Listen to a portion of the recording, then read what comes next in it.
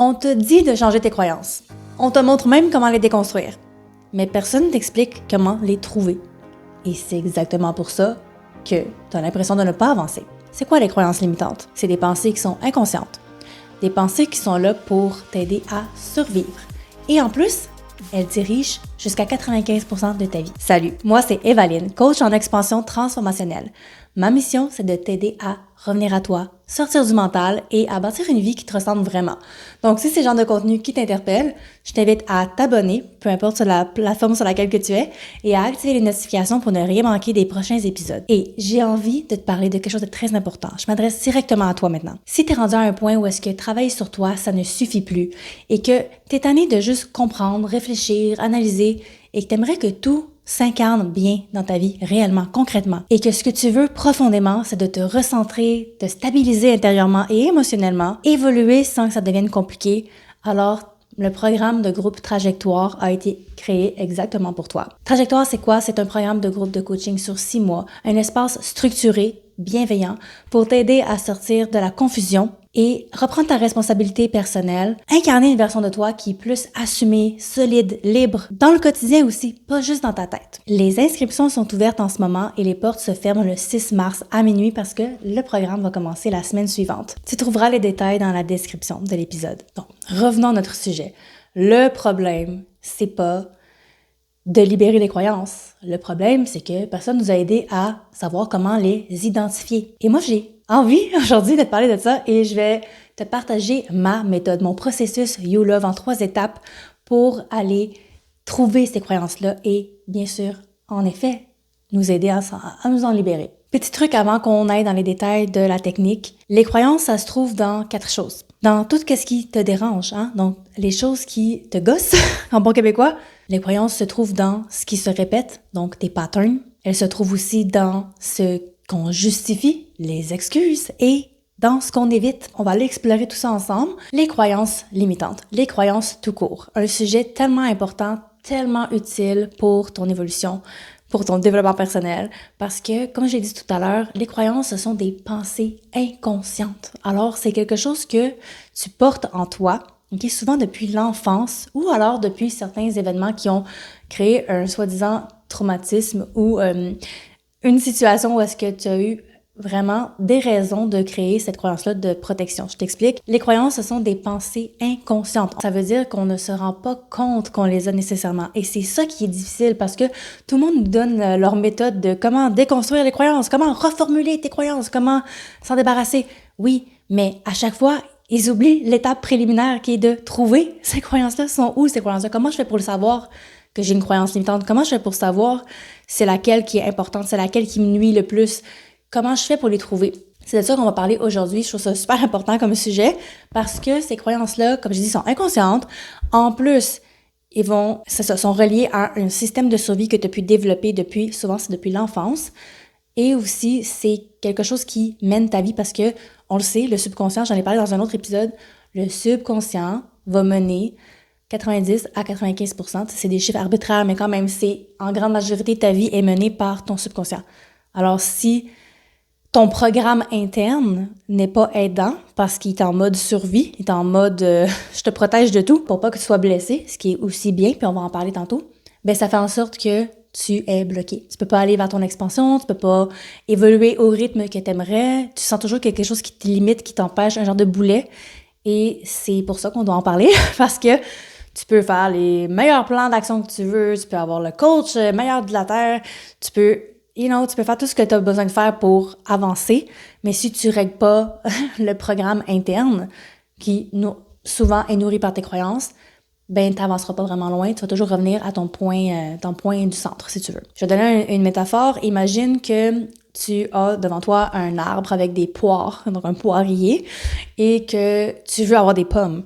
Et là, tout ce que tu fais, c'est arracher les poires de l'arbre et espérer que des pommes vont arriver dans cet arbre qui, alors, est impossible de donner des pommes parce que c'est un poirier. Ben, c'est à peu près ça qu'on fait avec notre vie. On est tout le temps en train de essayer de modifier les résultats, de modifier les choses externes, alors que c'est à l'intérieur qu'on doit aller faire le travail.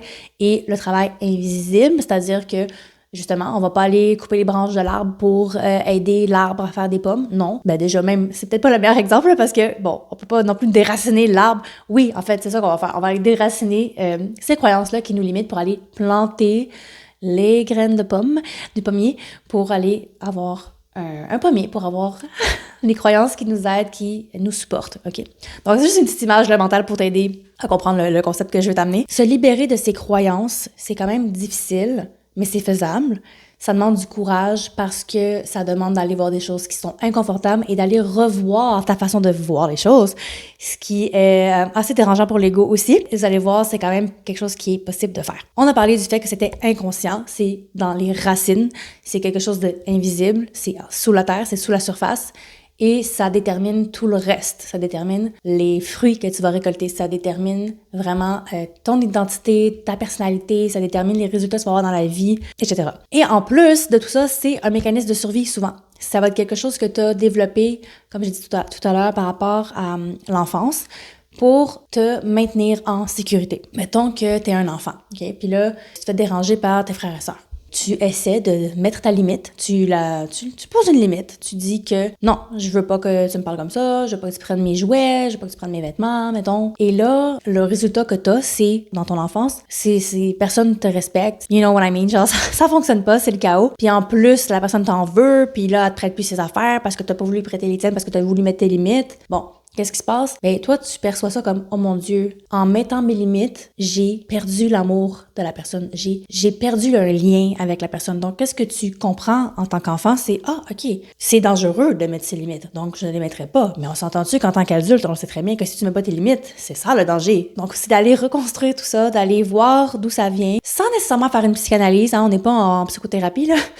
Sans aller faire une psychoanalyse, on va simplement aller voir qu'est-ce qui t'empêche d'avancer, qu'est-ce qui est là dans le présent aujourd'hui, même si ça date du passé, qu'est-ce qui est là et qu'est-ce qui ne nous soutient plus et qu'est-ce qui pourrait nous soutenir à la place vers la vie qu'on a envie de bâtir. Les croyances se cachent souvent dans 4 choses que j'ai remarquées dans tout ce qui nous dérange. Hein. On va remarquer que quand on est frustré, quand on est fâché, quand on est triste, il y a une croyance reliée à ça. Donc, nos réactions émotionnelles sont souvent, pas interprétées, mais sont déclenchées par ces croyances-là qu'on peut avoir au fond de nous. Ensuite, on a les croyances se cachent dans tout ce qui se répète, les fameux patterns. La fameuse fille là, qui finit toujours par être toujours avec le même style de gars, là, tu sais. C'est ce genre d'affaires-là. Les gens qui réussissent jamais à mettre leurs limites avec leurs parents. Donc, c'est des patterns qui se répètent, OK? Des schémas, si tu veux, qui se répètent tout le temps. Puis souvent, il y a une raison, c'est les croyances qui se cachent en arrière de tout ça. Les croyances se cachent aussi dans ce qu'on veut justifier. Donc, les excuses. Ah, moi, je peux pas parce que t'as l'affaire. Ah, j'arrive pas à trouver l'amour parce que I'm not lovable. Je suis pas quelqu'un qui mérite ça. Donc, c'est des justifications qui t'empêchent d'aller vers la vie de tes rêves. Des choses que tu te répètes intérieurement qui sont des excuses qui, j'ai encore le mot justifier en tête, qui justifient pourquoi tu es là présentement. Et on a aussi les croyances qui se cachent dans tout ce que tu évites. Donc, tu vas éviter des choses parce que tu crois que tu n'en es pas capable. Tu vas éviter de faire un move, de faire une action X parce que tu as peur de quelque chose, mais souvent, on va pas nommer ça. Les gens vont dire, moi, j'ai pas peur. Voyons, j'ai pas peur.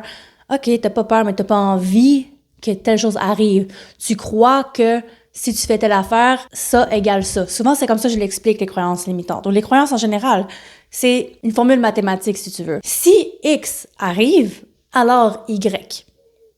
Si je pose mes limites, alors je perds le lien, je perds l'amour. Donc, on va plonger ensemble dans mon processus You Love en 3 étapes pour déterminer nos croyances et bien sûr aussi nous en libérer parce que, bien sûr, il y a des croyances qui ne sont pas là pour nous aider, sont là pour nous maintenir dans un état qui n'est plus adéquat au niveau de vie où est-ce qu'on est présentement. Et je t'invite à prendre des notes parce que je vais te donner quelques questions importantes que tu pourrais avoir envie de réécrire ou de répondre à ton rythme. Je t'invite à faire pause sur l'épisode au besoin, si c'est possible. Ouais, c'est ça. On y va. On y va avec go with the flow, puis tu vas voir, les choses vont se placer en temps et lieu et je t'invite bien sûr à m'écrire en commentaire de l'épisode, peu importe sur quelle plateforme tu te trouves, pour qu'on puisse échanger sur le sujet. Étape numéro 1, diagnostic. Tu ne peux pas transformer ce que tu ne veux pas regarder.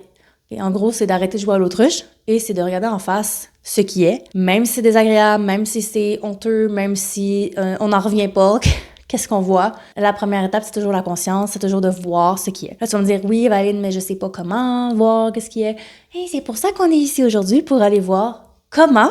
J'ai la réponse à te fournir, à te partager. Une chose que tu peux savoir qui peut vraiment aider à trouver tes croyances, tu vas voir que c'est quelque chose qui crée une résistance dans ta vie, qui va se manifester dans ton corps. Tu vas ressentir soit une émotion, donc tu vas sentir une émotion monter, tu vas sentir dans ton corps que tu te sens pas bien. C'est vraiment le signal qu'ici, on a une croyance qui nous empêche de vivre notre best life. J'ai une question ici pour toi, je te la lis. Chaque fois que tu repousses ce que tu veux, n'importe quoi, là, une relation de rêve, un emploi, un succès, whatever, OK? Qu'est-ce que tu te dis exactement à ce moment-là? À chaque fois que tu repousses, qu'est-ce que tu te dis? C'est quoi la phrase qui revient? Tu vas voir que les croyances limitantes se cachent dans notre discours interne. Et moi, c'est ce que je réalise et que depuis quelques années, je le réalise avec mes clientes. C'est rendu que je vois, en fait, c'est rendu mon langage, je vois vraiment quelles sont vos croyances limitantes quand on discute parce qu'elles sortent. Elles sortent quand on parle de choses profondes. Elles sortent. Et même quand c'est pas profond, en fait, je peux voir dans n'importe quelle situation quelqu'un qui va me dire comment qu'elle parle, je peux voir c'est quoi ses croyances limitantes. Ce que tu sors à l'oral, tu peux t'observer bien sûr. Tu peux aussi t'observer au niveau de tes pensées. Des fois, c'est des choses qu'on va pas dire, mais qu'on va penser et donc croire. Alors, je vais ouvrir mon document sur le côté parce que j'ai des questions que j'aimerais qu'on regarde ensemble qui vont t'aider à, dans cette étape 1, le diagnostic, à vraiment trouver ses croyances. Je vais aller un petit peu vite. Donc, comme je t'ai dit, tu peux faire pause au besoin. Si j'ai des exemples à te donner, je vais t'en donner. L'objectif de cette étape, c'est de faire émerger la croyance limitante qui sabote ta vie, qui te freine, qui t'éteint. Laisse-toi aussi te connecter à la version de toi qui veut autre chose, qui est pas celle qui se sent bloquée. La version de toi qui est comme, OK, nice, mais genre, je veux vivre autre chose, là. Comme, je suis prête pour d'autres choses, mais genre, j'y arrive pas. Quand tu penses à ce que tu veux vraiment, qu'est-ce que tu te dis en cachette? C'est quoi les phrases qui te sortent, tu sais? Qu'est-ce qui te fait peur? Quelle phrase revient quand tu doutes, quand tu procrastines ou quand tu t'auto-sabotes? Si tu devais écrire sur papier la pensée qui revient toujours, ça serait quoi? Quelle histoire tu racontes aux autres ou à toi-même pour justifier que ce n'est pas encore là? Quelle émotion revient chaque fois que tu repousses ce que tu veux? Ça, c'est important. Parce que clairement, il y a des choses que tu repousses, il y a des choses que tu mets de côté, il y a des choses que tu oses pas aller vers et il y a des phrases qui ressortent de là, mais il y a aussi des émotions, un ressenti. Pour ce qui est du corps, ça dépend des gens, mais tu peux toujours prendre le moment de fermer les yeux, de respirer une couple de fois, puis de juste voir qu'est-ce que ton corps a envie de te dire. Des fois, ça peut prendre certains temps, certaines répétitions, mais il y a des gens qui vont avoir une sensation, une image, une phrase, ça dépend. Donc, accueille-la comme un message et non comme une vérité, OK? Tout ce que tu crois n'est pas à...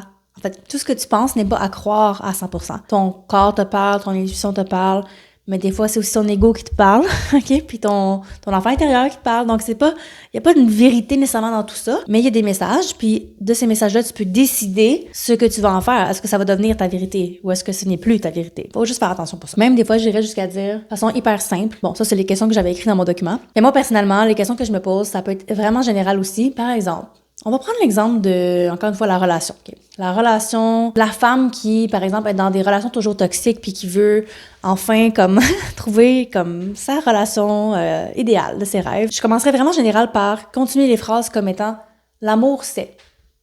Une relation de couple saine c'est. Okay? Donc vraiment comme ta définition de la chose. Les gens qui sont en couple et ils sont heureux, comment tu les décris? Comment tu parles d'eux autres? Réellement. Tu peux même dire, j'ai peur d'être dans une relation de couple saine parce que, et là, les croyances vont sortir. Comme, pourquoi t'aurais peur? Ben, parce que, va falloir que je pose comme tantôt, va falloir que je pose mes limites. Puis là, c'est important de poser mes limites parce que sinon je vais pas être bien, parce que j'ai déjà fait l'autre côté, hein? C'est la personne qui se sent bloquée, pourquoi? Parce qu'elle a essayé d'être dans une relation de couple où est-ce qu'elle mettait pas ses limites, par exemple. Mais c'est pas viable. C'est désagréable. Alors, la version d'elle qui veut essayer autre chose, se dit oui, mais j'ai peur de mettre mes limites parce que mon expérience me dit que... Parfait, note ça, c'est ça qu'on veut savoir. C'est l'étape 1, c'est le diagnostic, on veut juste découvrir qu'est-ce qui sort. Okay? Donc, qu'est-ce que tu as peur? C'est quoi ta définition? Comment tu vois les choses? Qu'est-ce qui revient toujours en tête? Qu'est-ce qui te fait en sorte que tu te sens bloqué? Qu'est-ce qui fait en sorte que tu te justifies sur pourquoi que t'es pas où est-ce que tu aimerais être? Ça aussi. Étape numéro 2 du processus You Love pour déterminer nos croyances limitantes et s'en libérer. C'est justement la libération. Une croyance n'est pas ton identité. Par contre, ça peut forger ton identité. Souvent, ce qu'on va croire sur nous-mêmes va déterminer comment on va être.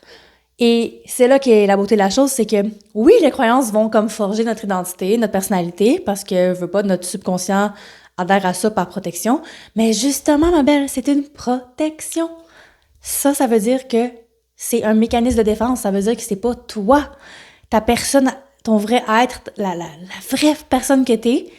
Elle, si tu lui mets le bon programme qui est soutenant et qui est aidant, elle va pas agir de la même manière, elle va pas penser de la même manière, elle va pas réagir de la même manière sur certaines situations. Alors l'idée, c'est d'aller voir c'est quoi ces croyances-là, étape 1, et ensuite de déterminer, en fait, de te libérer de ces croyances-là parce que faut que tu réalises que ce sont des mécanismes de protection. Les croyances que tu as pu avoir ont servi. Donc on veut pas s'en vouloir. On veut pas en vouloir aux croyances non plus. On veut pas en vouloir à notre enfant intérieur ou à notre ego qui a voulu nous sauver, nous aider à passer à travers cette étape de vie-là qu'on avait à vivre. Mais le problème, c'est que on est reconnaissant, on remercie, mais ensuite, on doit passer à autre chose, OK? Parce que aujourd'hui, day to day, cette croyance-là, ce programme-là, cette façon de fonctionner-là, elle limite ton expansion. Elle ne t'aide pas maintenant.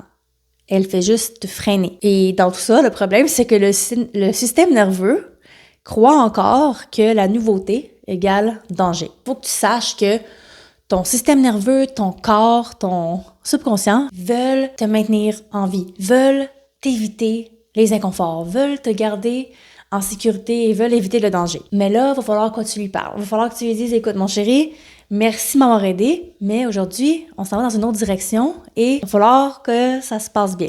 Mais l'affaire qu'il faut que tu comprennes, c'est que tu peux pas forcer cette étape-là. C'est-à-dire que tu peux pas juste, puis ça on va en parler dans l'étape 3, là, je devance un peu, mais il va falloir que tu trouves une manière de te libérer de ces croyances-là d'une façon que ton système embarque avec toi. Et non soit juste en train de t'empêcher d'y arriver. Tu sais, souvent, les croyances sont héritées. Elles viennent d'une époque où est-ce qu'on n'avait pas vraiment le pouvoir de décision qu'on a aujourd'hui. On n'avait pas notre cerveau développé d'une manière qui nous aide, qui est capable de relativiser. Mais aujourd'hui, tu peux les regarder en face, sans jugement, avec amour, et choisir si tu veux les garder ou pas. Fait que là, on va prendre une des croyances que tu as pu découvrir à l'étape 1 et on va aller se poser les questions suivantes.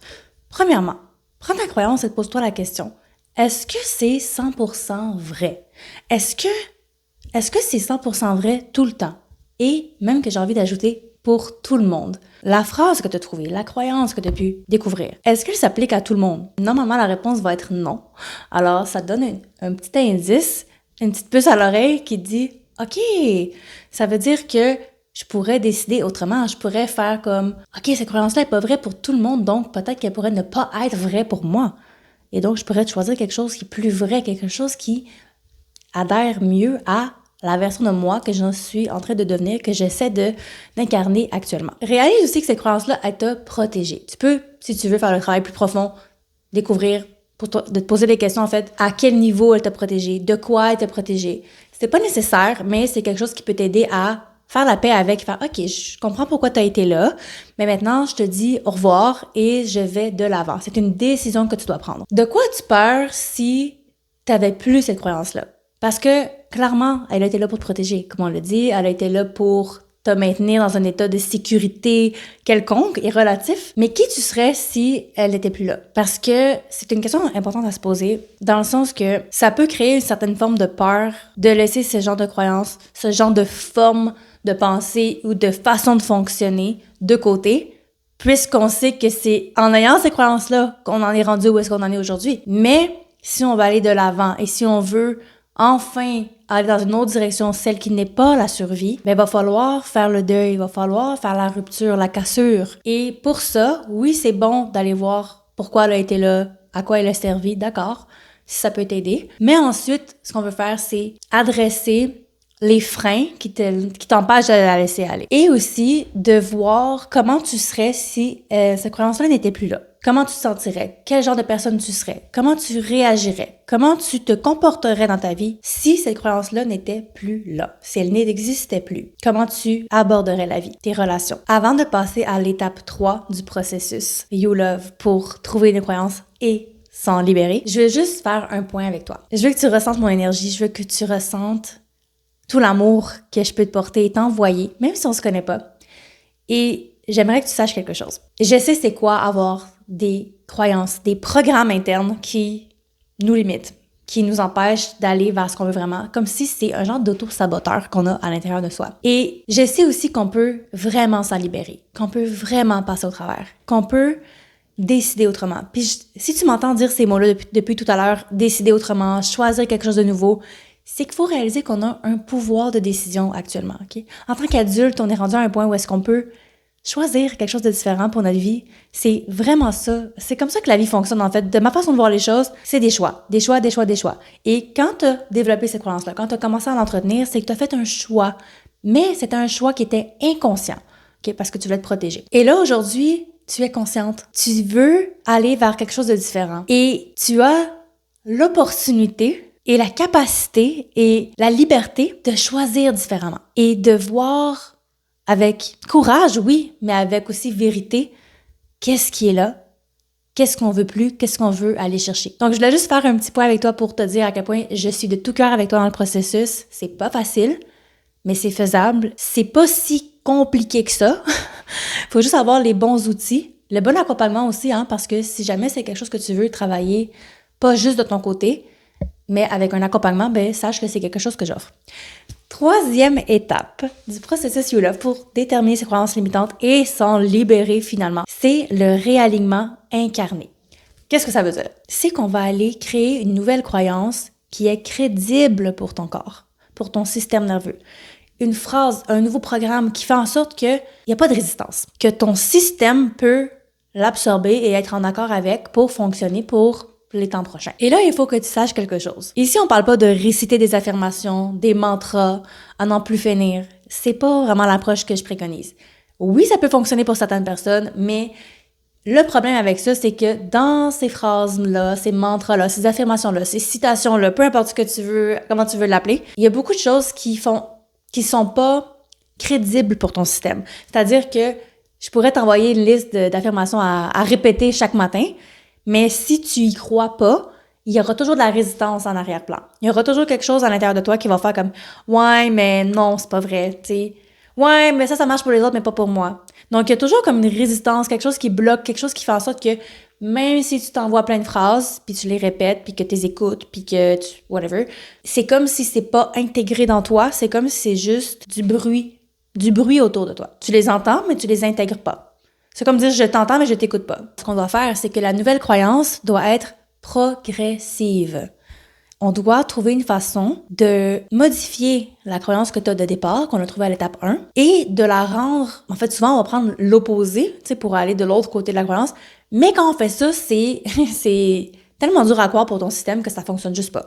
Alors, ce qu'on va faire, c'est on peut faire cette étape-là quand même, mais on prend pas la phrase finale, on va aller chercher la phrase qui va entre les deux. Je vais te donner un exemple concret d'une cliente que j'ai eue en coaching qui, elle, désirait modifier son identité pour aller vers une identité qui est une femme qui est vraiment en forme, qui prend soin d'elle, tu sais, qui est vraiment... qui vibre dans cette énergie-là. Et l'énergie de départ était plutôt comme, c'est pas dans ses priorités de vie, puis c'est pas son identité. C'est vraiment une personne qui voulait aller vers cette vision d'elle-même, cette version d'elle-même plutôt, et qui actuellement, dans le moment, n'était pas du tout là. Et ce qu'on a fait, c'est qu'on peut pas juste dire, par exemple, je ne suis pas en forme et aller à je suis super en forme. Parce que si tu te répètes, je suis super en forme, j'ai la meilleure shape de ma vie, alors que ton corps le sait que non, ton système, ton cerveau est comme non, tu sais, c'est pas ça. Alors ça fonctionne pas, cette phrase-là. Alors ce qu'on a trouvé, c'était de trouver une phrase qui est progressive. Donc par exemple, ça aurait pu être, je me souviens pas exactement laquelle qu'on avait choisi, mais je vais donner 3 exemples. Je suis de plus en plus en forme. Je me concentre à devenir, ou je deviens de plus en plus en forme. Je suis sur le chemin d'être dans la meilleure forme de ma vie. Donc ça, ton cerveau est capable d'y croire. T'es capable de croire. Une croyance, c'est quoi? C'est croire à quelque chose. Alors, il faut que tu trouves une phrase qui va t'aider à adhérer. Il faut que tu puisses adhérer à ça. Et oui, elle peut changer dans le temps, mais si tu passes de ta situation actuelle à la situation rêvée et que la situation rêvée, la phrase qui est rattachée comme la croyance ou le programme, est trop dur à croire pour toi actuellement, prends-la pas. Ça veut pas dire que tu dois l'abandonner puis c'est pas possible. Ça veut juste dire qu'il faut que tu trouves j'ai envie de dire, c'est même pas de l'entre-deux, c'est plutôt la phrase qui est progressive, qui va vers cette situation désirée-là. L'idée, c'est de trouver une phrase, une croyance que tu peux entretenir qui va définir la vie que tu as envie de mener et que tu es capable de croire aujourd'hui. Et ça n'a pas besoin d'être hyper beau, hyper long. Aussi, une affaire que je veux que tu réalises, c'est qu'il faut que tu l'intègres. Il faut que tu l'intègres dans ton quotidien. Hein? C'est pas juste, OK, on fait le travail avec Evaline, étape 1, on identifie les croyances, on fait le diagnostic, étape 2, on accepte de laisser ça aller, hein? On reconnaît le travail de cette croyance-là a eu sur notre vie et après ça, on avance. Et l'étape 3, ben go, on change cette croyance pour une autre et le travail est terminé. Non, il n'est pas terminé. On a juste fait le travail préliminaire. Là, c'est d'aller faire le travail entre les séances, comme je dis souvent. Donc, ça va être d'aller intégrer cette croyance dans ta vie. Qu'est-ce que ça veut dire? La répétition va être ta meilleure amie. Mais pas seulement ça. Je vais donner quelques petits trucs qui m'aident beaucoup, moi, personnellement, quand je veux intégrer quelque chose comme ça dans ma vie. Premièrement, je vais l'associer à quelque chose que je fais déjà. Donc, je vais pas aller ajouter nécessairement une nouvelle routine à ma vie, mais plutôt le coller à quelque chose que je fais déjà. Par exemple, il y a mon rituel du verre d'eau. Je prends mon verre d'eau et à chaque matin, je me répète des phrases en lien avec le sujet qui m'intéresse à ce moment-là. Ben, en fait, c'est toujours le même, mais bon. Et avec mon verre d'eau, je vais répéter des phrases dans ma tête. J'écoute même une musique spécifique à chaque fois pour que mon cerveau, tu sais, avec la répétition, crée un genre de chemin, si tu veux, dans ma tête qui va faire comme, OK, à chaque fois qu'on prend notre verre d'eau, puis on écoute cette musique, puis qu'on répète ces phrases, comme, il y a ça qui se passe à l'intérieur de soi. Quand je dis les phrases, je ne vais pas juste les dire, puis boire mon verre d'eau, puis that's it. Non. Il faut que tu ressentes comme si c'était vrai. Puis c'est comme quasiment donner un ordre à ton subconscient. Quand je bois mon verre d'eau, il arrive ça. C'est un peu comme un effet placebo, mais t'es pas obligé de le faire de cette manière-là. Tu peux juste associer que à chaque fois que tu prends les clés avant de sortir dehors, tu dis une phrase comme je suis forte, je suis confiante, whatever. Je sais pas, ça dépend c'est quoi ta phrase, mais tu peux l'associer à un geste du quotidien. En gros, c'est ça le message que j'essaie de te transmettre et de vraiment prendre les microsecondes pour ressentir cette phrase-là. Donc, c'est pas juste dire ça va être une bonne journée aujourd'hui. C'est comme ça va être une bonne journée aujourd'hui. Ouais. Je peux le sentir en dedans de moi-même. Ouais. C'est une décision interne. OK? C'est ça qu'il faut que tu fasses. On a l'association avec une routine que tu fais déjà. On a aussi tout ce qui est de intégrer dans le corps d'une autre manière, c'est-à-dire avec l'écriture. Donc, même si tu fais juste répéter à voix haute toute la journée, oui, c'est bien, mais si tu peux les écrire, et surtout à 2 moments spécifiques de la journée, le matin et le soir, où est-ce que ton cerveau est dans des ondes différentes et plus apte à absorber et à capter et à intégrer ça à l'intérieur de toi. L'autre chose que j'aime vraiment faire et qui aide beaucoup à intégrer ces genres de croyances, c'est d'en parler à des gens de confiance, des gens qui croient en moi, en mon potentiel et qui peut-être font aussi le travail de leur côté. Ça, c'est quelque chose de vraiment puissant parce que tu t'entends le dire à quelqu'un d'autre et c'est littéralement comme si tu l'écrivais dans le ciel. C'est comme beaucoup plus concret quand tu le partages avec quelqu'un. C'est quoi ta nouvelle réalité ou c'est quoi, dans quelle direction tu t'en vas. Peut-être tu vas trouver ça bizarre de juste dire « Je suis de plus en plus en forme avec ton ami », mais peut-être que tu peux faire comme « Hey, tu sais quoi? J'ai commencé à prendre des marches dehors, j'ai commencé à m'entraîner, peu importe, et dire, je me sens de plus en plus en forme. Je suis sur le chemin de devenir de plus en plus en forme. » C'est quelque chose que tu peux croire et que si tu le partages, c'est comme si, oh, OK, je viens de le dire haut et fort et il y a tes témoins, là, comme on dirait que ça devient encore plus, pour ton ego, là, c'est vraiment important. Il va faire comme, oh, c'est notre nouvelle identité, on va s'y accrocher un peu. T'sais, on utilise l'ego à notre avantage, des fois, ça c'est bon. Alors, tu peux essayer ça. Pour revenir de façon juste générale, à propos des croyances limitantes, c'est quelque chose que j'ai fait depuis des années avec mes clientes. C'est pas nécessairement le core de notre séance, c'est pas nécessairement le core de mon travail, mais c'est quelque chose qui revient toujours et que je vois et que je ne peux même pas m'empêcher de voir, en fait, et d'entendre parce que vous dites les choses, ça sort, surtout dans nos conversations qui sont profondes, parfois même des conversations vraiment ordinaires. Dans ma famille, avec mes amis, je peux capter ça. C'est rendu mon langage, c'est rendu ma spécialité. Donc, si jamais tu veux être accompagné à ce niveau-là, tu sais quoi faire. Mes offres sont dans la description de l'épisode. Ce processus n'est pas un miracle instantané. Faut que tu le saches. C'est une porte, c'est une clé, une décision que tu prends à l'intérieur de toi. Plus tu pratiques, plus tu vas devenir la femme que tu as vraiment envie d'être. Et non celle qui est juste en réaction aux décisions que tu as pu prendre dans le passé. Tu n'as pas besoin d'être parfaite, tu as juste besoin d'élever ton niveau de conscience, de rester connecté à toi-même. Alors, je crois qu'on va terminer l'épisode là-dessus. Écoute, je t'envoie plein d'amour et si jamais tu sens que tu es rendu à un point où est-ce que tu veux passer à autre chose, tu veux aller vers ta nouvelle version, tu es tanné de rester au même point malgré tous tes efforts, ben sache que c'est ma spécialité et que j'ai plusieurs options pour toi, en particulier le coaching de groupe avec Trajectoire qui commence à la 2e semaine de mars. Toutes les informations sont dans la description de l'épisode. Je te dis à très bientôt, on se revoit la semaine prochaine.